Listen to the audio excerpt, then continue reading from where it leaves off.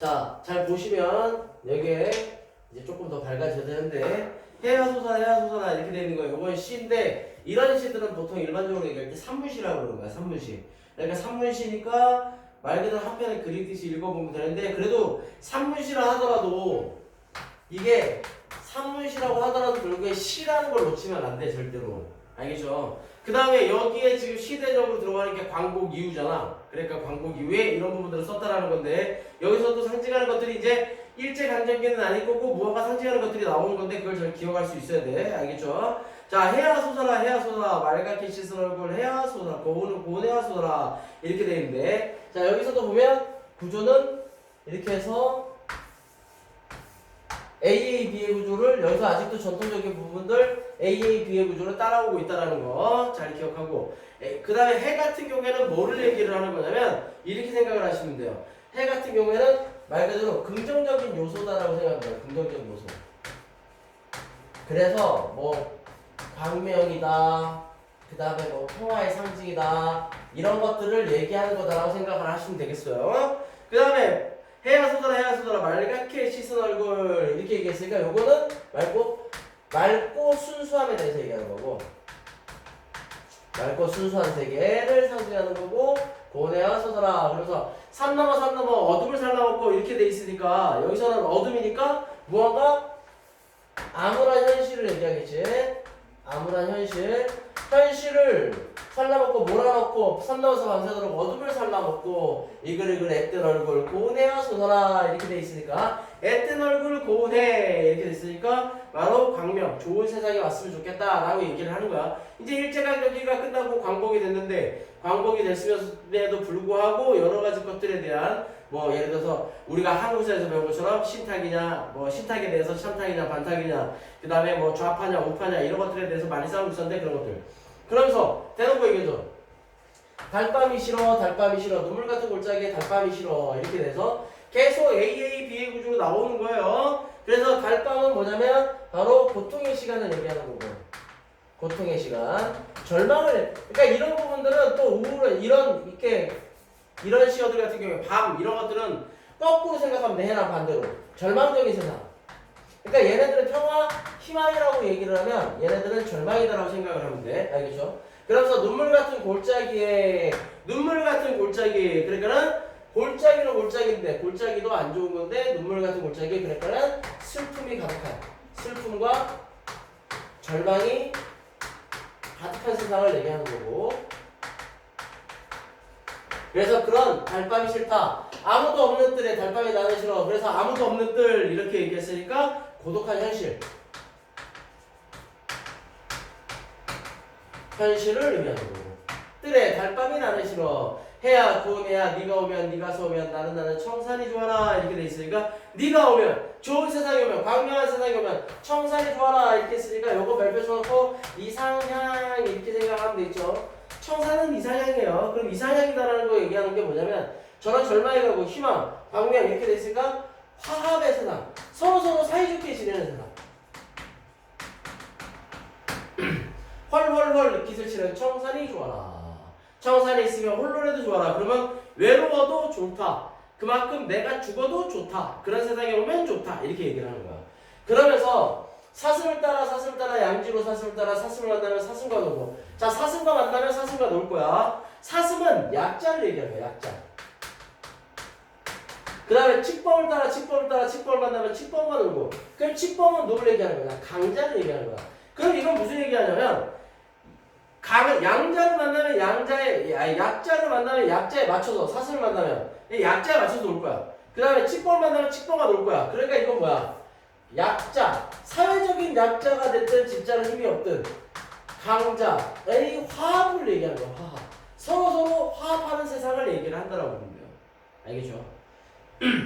그러면서 해야 고운해야 해야소서라 꿈이 아니래도 너를 만나면 꽃도 새도 짐승도 한자리에 앉아 워이 모두 불러 한자리에 앉아 애떼고 고운 날을 누려보리라 라고 돼있죠. 애떼고 고운 날 별표 쳐놓고 바로 평화 그 다음에 사랑 화합이 충만한 세상을 얘기한다고 보시면 되겠어요. 무슨 얘기인지 아시겠죠? 그래서 이 시의 주제가 바로 화학과 평화의 세계에 대한 소망. 그러니까 시대적인 분위기를 잘 보면 된다 그러잖아. 이 글의 작가가 박두진이에요. 박두진, 그 다음에 박노걸, 그 밑에 청산도의 작가가 박두진이에요. 박두진. 그리고 박노걸, 그 다음에 조지훈, 이렇게 세 명을 합쳐서 뭐라고 그러냐면 우리가 청록파 시인이라고 그러는데, 이 사람들은 청록집이라는 시집을 썼기 때문에 청록파 시인이라고 불리우는 거야. 그런데 이 사람들이 썼던 주 활동했던 시기가 언제냐면 1940년대에서 일제강점기도 활동을 했지만 이 사람들의 시가 유명해지는 게 광복하고 나서야. 그 6.25 전쟁이 일어나기 전에. 그리고 이 사람들 같은 경우에는 이제 뭐 조준이나 이런 사람들은 소설을 쓰기도 했고, 전쟁 시나 이제 6.25 전쟁 때, 6.25 전쟁 이후에 시들을 쓰기도 했고. 그런데 광복이잖아. 광복을 했는데 우리가 스스로 업적을 이제 말하자면 얻어낸 광복이 아니야. 말하자면 우리를 식민 지배하고 있던 일본의 패망으로 인해서 생겨진 광복이란 말이야. 그러다 보니까 그 당시에 서로 독립운동을 위해서, 나라의 독립을 위해서 싸웠던 독립운동가들이 이제는 나라가 독립이 됐으니 자기의 세력에 맞게끔 활동을 하는 거야. 그래서 사회주의자, 그 다음에 민족주의자, 그 다음에 무정부주의자, 뭐 이런 사람들이 다 모여가지고 서로 자기들 얘기를 하기 시작을 하는 거야. 그러면서 또 우리나라는 독립을 했다 그래서 우리가 스스로 얻어낸 독립이 아니다 보니까 외국이 들어오게 되는 거고, 외세가 들어오는 거지. 그래서 북쪽에는 소련, 지금의 러시아가, 그 다음에 남쪽에는 미국이 들어오면서 그런 사람들의 강대국들의 이익에 휘둘렸던 그런 세상을 보면서 조금 더 싸우지 않고 행복한 세상이었으면 얼마나 좋을까라는 얘기를 했다라고 생각을 하면 쉽게 이해할 수 있어요. 무슨 얘기인지 알겠죠? 자, 그 다음에 이어서 밑에 있는 청산도로 올 거예요.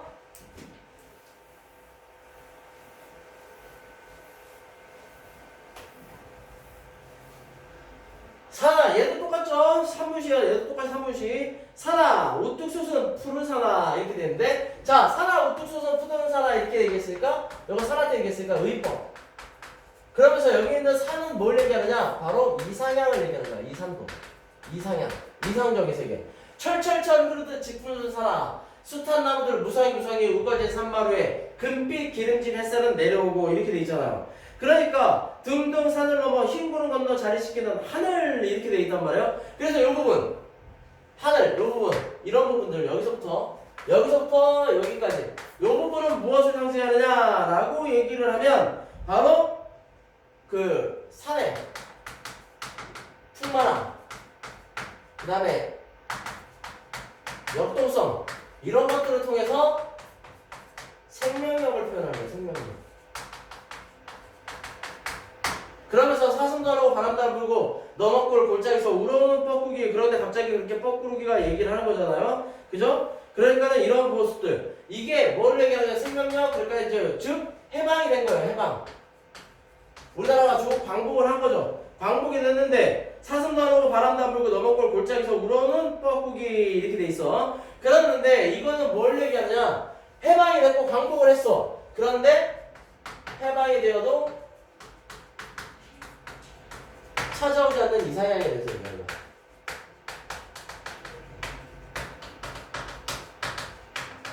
조국 광복, 그동안 36년간 일제강점기, 일제 식민지로 살아오다가 나라 없이 살다가 이제 나라를 되찾았는데, 그런데도 아직까지 내가 꿈꾸던, 자신들이 꿈꾸던 세상이 오지 않은 그런 모습에 대해서 얘기하는 거야. 그러면서 사나, 푸른 사나, 네 가슴 향기로운 풀밭에 엎드리면 나는 가슴이 울어라. 흐르는 골짜기 스며드는 물소리에 내사 줄줄줄 가슴이 울어라. 아득히 가버린 것 잊어버린 하늘과 아르라는 오지 않는 보고 싶은 하늘에 어쩌면 만나도질 보리고 온 사람이 나 혼자 그리워라 가슴으로 그리워라, 이렇게 돼 있는데, 자, 사나 푸른 사나 내 가슴 향기로운 풀밭에 엎드리면 나는 가슴이 울어라.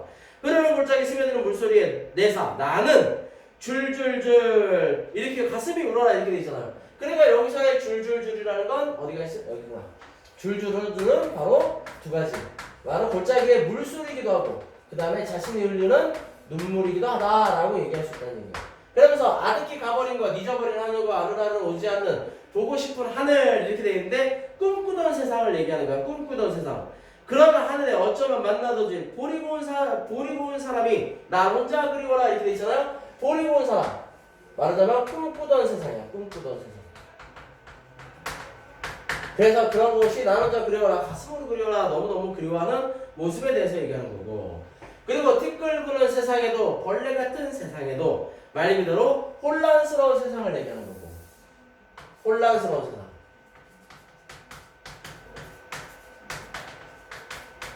눈 맑은 가슴 맑은 보고 지운 나의 사람 보고 지운 나의 사람이야. 보고 싶은 나의 사람. 달밤이나 새벽녘 어떨 때? 요거 우울한 현실이지. 우울한 현실.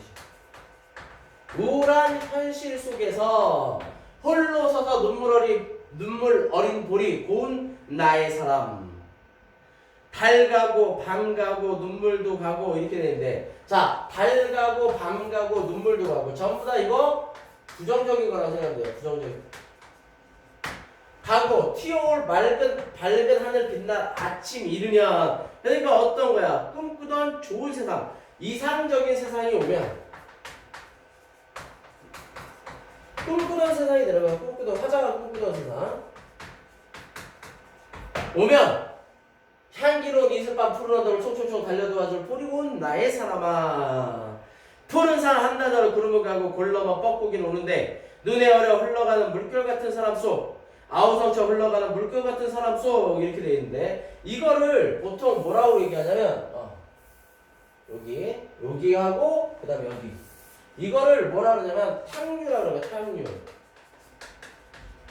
탕류라고 그러는데 혼란스러운 시대 상황을 하는 얘기예요. 혼란스러운 시대 상황.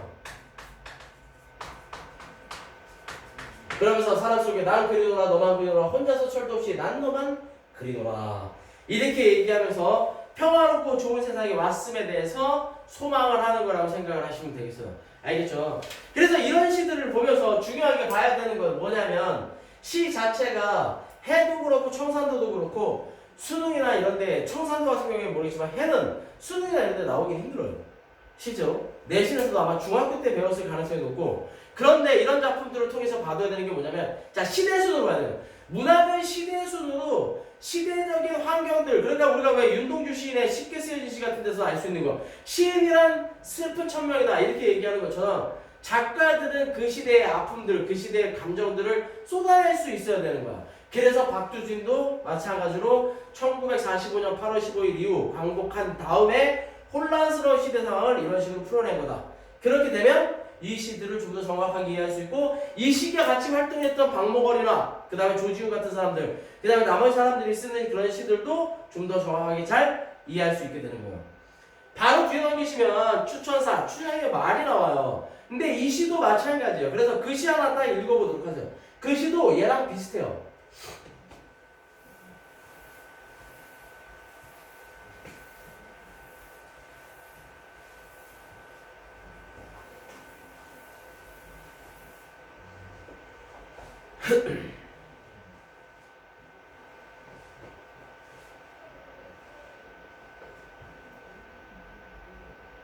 시 비슷하죠? 그래서 내용을 보면 똑같아요. 자, 추천사, 추장의 말 이렇게 돼 있는데 자, 여기는 또 뭘 잘 알아둬야 되냐면 이거는 춘향전을 모티프 삼은 거예요. 춘향전을 모티프로 삼았다는 건데 모티프로 삼았다는 건 뭐냐면 그거를 베이스로 깔고 그거를 갖고 와서 그걸 인용해서 이런 식이라고 생각을 하시면 돼요. 알겠죠? 그래서 춘향전을 모티프로 삼아가지고 얘기를 하는 거예요. 그래서 하고 싶은 얘기를 하는 거예요. 자, 향단아 이렇게 돼 있잖아. 향단이는 우리 같은 사람들 얘기하는 거야. 그래서 시적 청자라고 그래요. 시적 청자. 시적 청자들에게 얘기를 해주는 거죠. 그네줄을 밀어라 이렇게 돼 있는 거예요. 그래서 그네줄을 밀어라 이렇게 얘기하는 건데 자, 이 그네줄에는 여러 가지 표현이 있는데 자, 밀어서 날아가고 싶어. 그래서 이걸 첫 번째로 뭘 얘기하는 거냐면 현실에서 벗어나고 싶은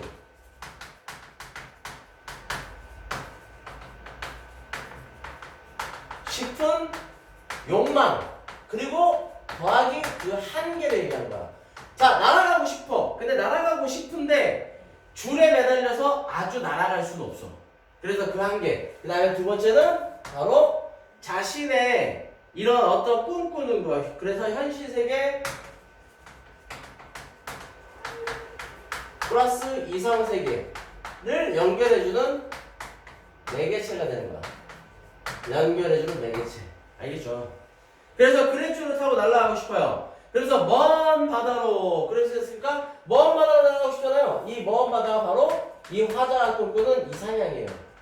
이상적인 세상. 배를 내어 밀듯이 향가라. 그래서 배를 내어 밀듯이 나를 밀어나오고 이렇게 얘기하는 거야. 이 다소곳이 흔들리는 수양버들 나무와 자 수양버들 나무 표시해 넣어주고 수양버들 나무와 백인모태에 놓인 한풀꽃 더미로부터 자잘한 나비 새끼 꾀꼬리들로부터 이렇게 되어 있는데 얘네 셋은 뭘 상징하는 거냐면 바로 아름다운 존재들 지상의 아름다운 존재들에 대해서 땅에 있는 아름다운 존재들인데 그럼 이런 아름다운 존재들은 뭘 상징하는 거냐 라고 얘기를 할 때 화자에게 말하자면 애착이 있는 대상이 되는 거야. 애착이 있는 대상들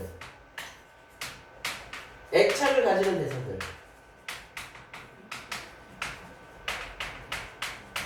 그래서 이런 애착을 가진 대상들로부터 나를 멀리 떨어뜨려다오 나에게 내가 날아갈 수 있게끔 해다오 그래서 이거는 바로 인간의 유한성에 대해서 얘기하는 거예요. 유한성 그러니까 유한성이다라고 얘기하는 거 순간성 이런 순간적인 기쁨들 유한적인 기쁨들이 있는 것들 한계가 있는 것들에서 벗어나서 내가 꿈꾸던 세상으로 나를 좀 내어 밀어줬으면 좋겠다 향단아 이렇게 얘기하는 거예요. 그러니까 소망이죠. 자기도 그런 이상향의 속에 가고 싶은 거야. 그러면서 산호도 섬도 없는 저 하늘로 나를 밀어 올려다오 이렇게 얘기했단 말이야. 그럼 산호 섬 뭘 얘기하느냐 바로 현실적 장애물이에요. 현실적 장애물. 그래서 거기 있는 하늘로 나를 밀어 올려다오 채색한 구름같이 나를 밀어 올려다오 이 울렁이는 가슴을 밀어 올려다오 이렇게 돼 있잖아요. 나를 밀어 올려다오 채색한 구름같이 그러니까 얘네들이 현실적 장애물이라고 하면 얘네는 그와 반대겠지. 채색한 구름같이 나를 밀어 올려다오 이 울렁이는 가슴을 밀어 올려다오 이렇게 돼 있는데 채색한 구름은 자유로운 존재.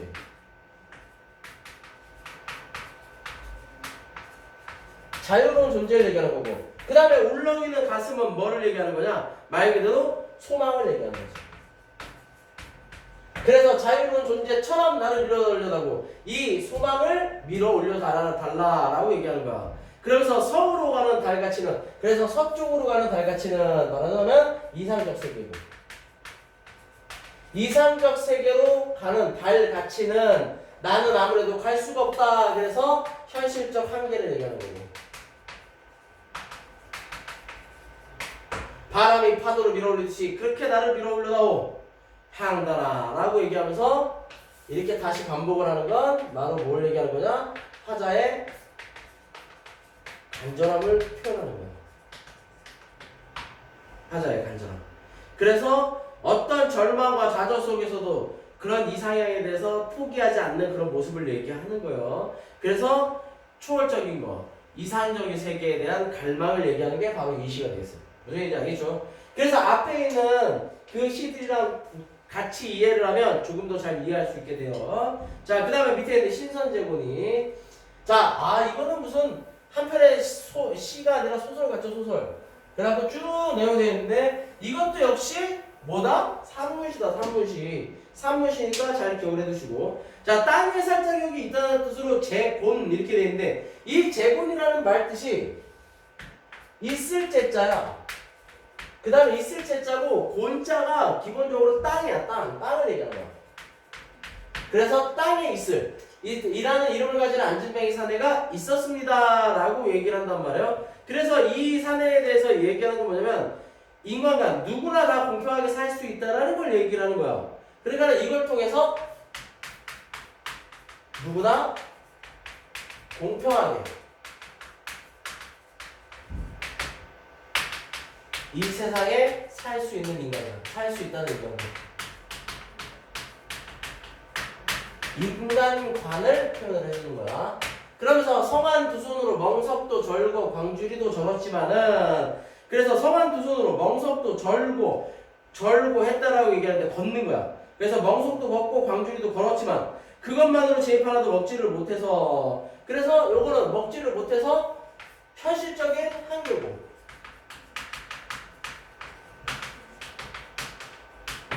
질맞아 마을 사람들은 할 수 없이 그에게 마을을 앉아 돌며 밥을 빌먹고 살 권리를 하나 특별히 주었습니다. 그 다음 마을 사람들이 인정을 베푼 거예요. 그죠? 제고니가 만일에 제 목숨대로 다 살지를 못하게 된다면 우리 마을 인정을 받아낸다는 것이 하늘의 벌을 면치 못할 것이다. 마을 사람들의 생각은 두루 이루하여서 그의 새끼들의 밥과 추위를 견딜 옷과 불을 늘 뒤되어 돌봐주고 있었습니다. 라고 얘기하는데 이건 뭘 얘기하냐? 바로 공동체 의식을 얘기하는 거야. 공동체 의식. 그래서 인과 응보적 사상이 인과 응보적 사고가 되는 거야. 우리가 잘해주면 복을 받을 것이고 못해주면 벌을 받을 거야. 이렇게 얘기하는 거야. 그런데 그런데라는 표현이 나왔지? 그러니까 시적 전환이 이루어지는 거야. 뭔가 내용의 전환이지? 그것이 갑술년이라든가 의뢰년의 새 무궁화 피기 시작하는 어느 아침끼리부터는 이렇게 되어 있는데 이것들을 얘기하는 건데 정확한 시간을 얘기를 해주진 않아. 갑술년이가 의뢰년의 새 무궁화 피기 시작하는 어느 아침. 그래서 이걸 통해서 정확한 시기를 안 하잖아. 설화적 분위기를 조성해 주는 거야. 마치 호랑이 담배 피던 옛날 아주 옛날에 호랑이 담배 피던 시절에처럼 설화적 분위기를 조성해 주는 거고 아침끼리부터는 제고니의 모양은 땅에서도 하늘에서도 일절 보이지 않게 되고 한 마리 거북이가 기어다니던 하다 살았을 때 그 무거운 모습 말이 산채로 마을 사람들의 마음속마다 남아있었습니다. 갑자기 어느 날 제고니가 사라진 거예요. 그 다음에 그래서 마을 사람들은 하늘의 줄 천벌을 걱정하고 있었습니다. 왜? 이 사상 때문에 그러는 거지. 그러니까 무언가 자신들이 다 그 일을 제고니를 제대로 돌봐주지 못했다라고 생각을 하는 거야. 그러나 해가 거듭 바뀌어도 천벌은 이 마을에 내리지 않고 농사도 딴 마을만큼은 제대로 되어 신선도에도 약간 나름이 있다는 좋은 흰수염의 조선날 영감님은 말씀하셨습니다. 외부 사람이 얘기를 하는 거지. 제고니는 생긴 게 꼭 거북이 같이 안 생겼던가. 거북이도 하기나 마찬가지로 목숨이 1000년은 된다고 하네. 그러니 그 긴 목숨을 여기서 다 견디기는 너무나 답답하여서 날개 돋아나 하늘로 신선살이를 하러 간 거요 라고 얘기를 하는 거예요. 그러면서 뭐를 얘기하는 거야? 이 말을 통해서 여기서 얘기하는 마을 사람들의 죄책감을 덜 수 있게 되는 거죠.